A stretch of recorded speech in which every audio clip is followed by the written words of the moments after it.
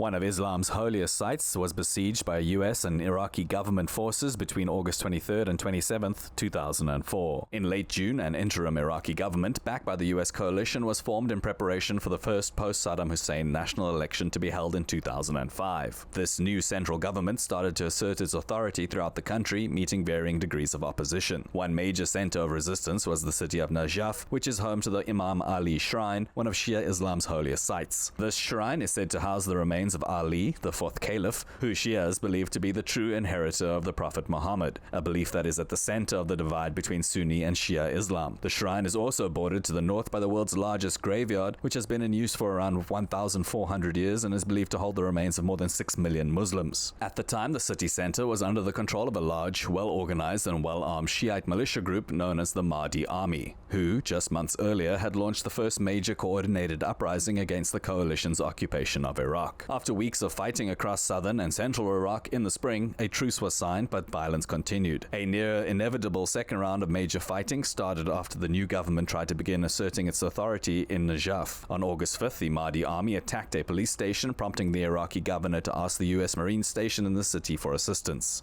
The rescue mission turned into a sizable firefight, which then snowballed into a nearly 4-week battle in the intense summer heat that would often see US forces supported by tanks, artillery, helicopter gunships, and airstrikes fighting house to house and even tomb to tomb through the gigantic burial ground.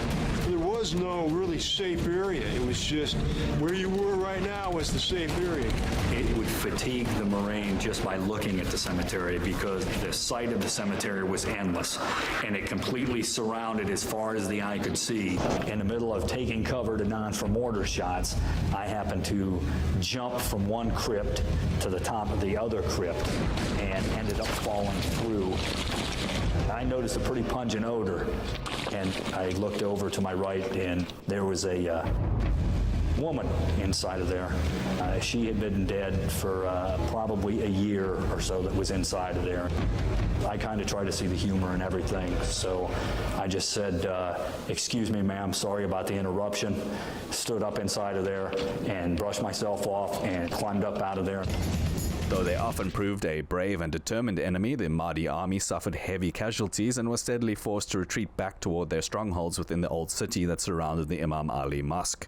At this point, with their enemy besieged and wary of fallout from damaging or destroying this important religious site, US-led forces paused their operations. But when ceasefire negotiations between the militia and the government stalled, an operation to systematically clear the old city around the shrine was launched on the 23rd of August. 3 days of close quarter, sometimes hand-to-hand fighting followed, and on the 26th, multiple airstrikes, sometimes using 2,000-pound bombs, leveled buildings right next to the shrine, damaging it. The apparent determination of the coalition and the Iraqi government to press home the attack despite the significant risk to the shrine prompted an abrupt and near-miraculously peaceful end to the conflict. The leading Shiite figure in Iraq, Ayatollah Sistani, then 74, had been in London for heart surgery when the fighting had broken out. But with the sanctity of the shrine at stake, he reportedly rushed back to Najaf at considerable risk to his health and called for a peaceful march of all Iraqis to the city. Thousands joined him as he made the journey, and though reportedly unarmed, a number of these people were killed by Iraqi police as they crossed the front line.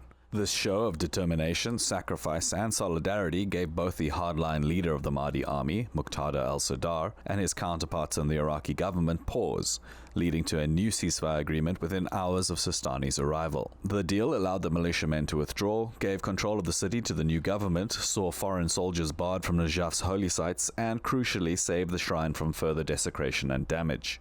Though it seemed like everyone got something, it was Al-Sadr who ultimately benefited the most, as he was allowed to continue to use Najaf as his base, and he and his group have played and continue to play a major role both in the politics and conflicts of Iraq.